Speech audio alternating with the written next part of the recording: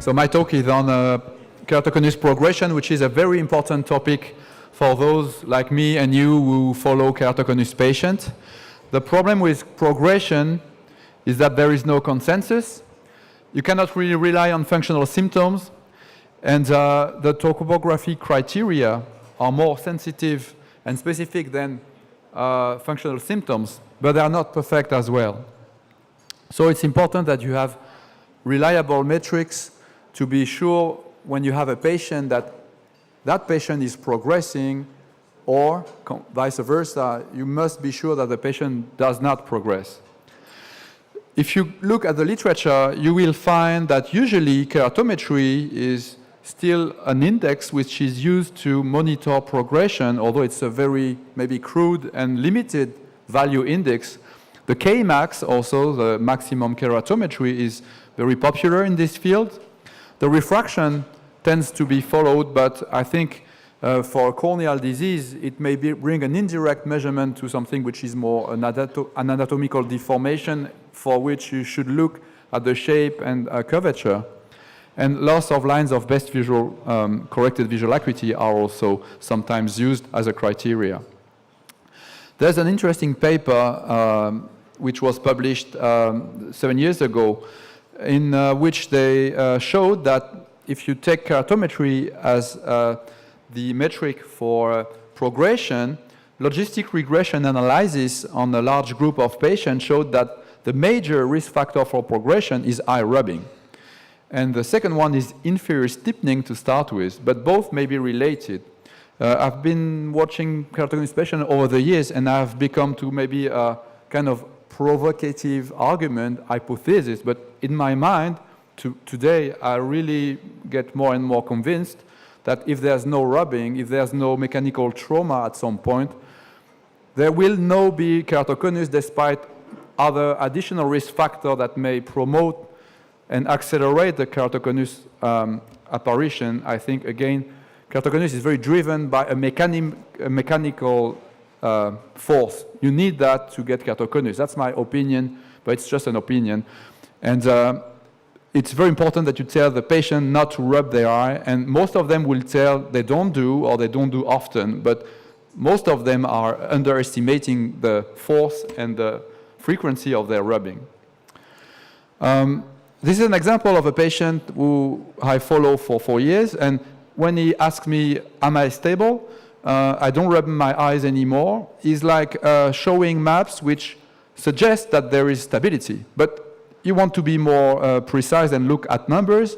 So these are OrbScan maps, and you can look at the numbers to get an idea. So you see that keratometry is more or less the same. And if you go on the more affected eye, it seems that there is a little progression of 1 diopter. But is this really reliable on a very distorted cornea? That's the question in mind you must have. As I told you, we have developed a software for keratoconus screening, which captures many indices into one, which is called the score, and you can use this score to maybe get a more precise idea of progression, because it is comprising 12 indices, and if the score really changes, it's probably suggests or shows that there is progression. But the problem that you must really face is that those repeated examinations over time may not be repeatable that much in keratoconus eyes. There are papers showing that if you use OCT or Fourier domain, OCT or Scheimpflug, in normal eyes there is enough repeatability to be satisfied, but in keratoconus patient, if you compare, there's always more scatter. If you repeat examination on the same eye, it's not going to be as repeatable as if you do the same thing on a normal eye.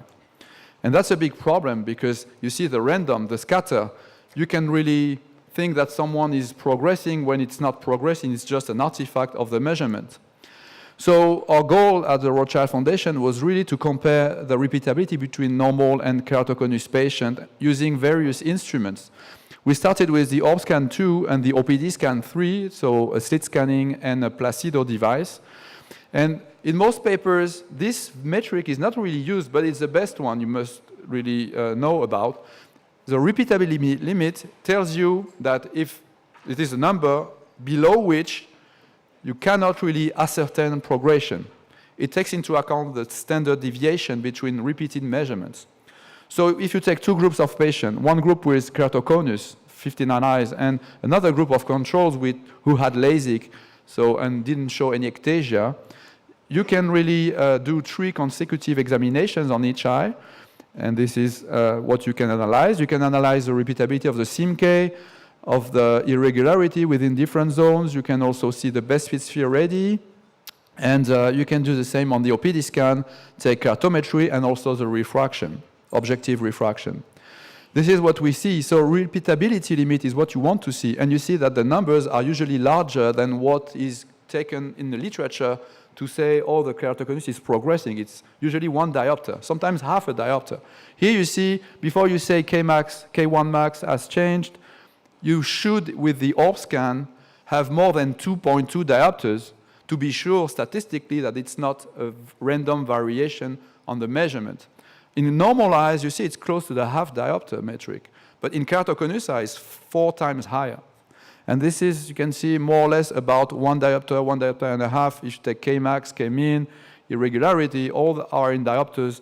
And for the thinnest point, it's almost 30 micron. So this is more obvious on that graph. This is normal patient repeatability limit. This is for keratoconus patient. You see, you cannot really take the usual metrics. OPD scan 3 showed same kind of repeatability limit. So you see the numbers are more 1.5 diopters in the keratoconus group and close to half a diopter in the control group. Again, less than 1.5 diopters of change within the metrics in keratoconus patient may not be considered as a progression, should be first considered as a random error due to the instrument and keratoconus eye interactions. So this is a graphic depiction of that. Normal eyes, you see, and with keratoconus eyes, it's way more than 1 diopters. So we published this, it's just in press now, and we add another instrument, the eye trace, and we also segregated the patient between different groups. We wanted to know if what may not be repeatable in late end-stage keratoconus would be more repeatable in early keratoconus. In those eyes, early keratoconus, these are the eyes you really want to know if it's progressing or not progressing. So we use the Amsler classification to segregate those eyes, and these are the mean values. I'm going to skip on this.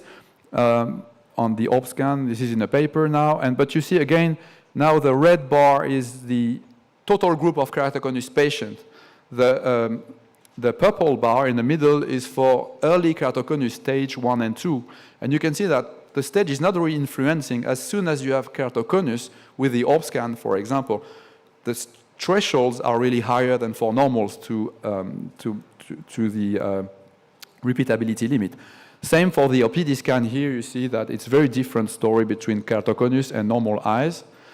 And also we did with the eye trace, the bars look pretty closer, but the eye trace is not as repeatable even in normal eyes as the other 2 instruments. Therefore, there's not so many differences between normal and keratoconus, but it doesn't mean it's more repeatable with keratoconus eyes. It means it's a bit less repeatable with normal eyes, and therefore everything seems like the same.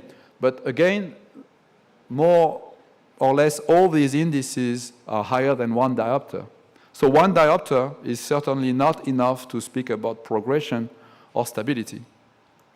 That's the main thing to take-home message.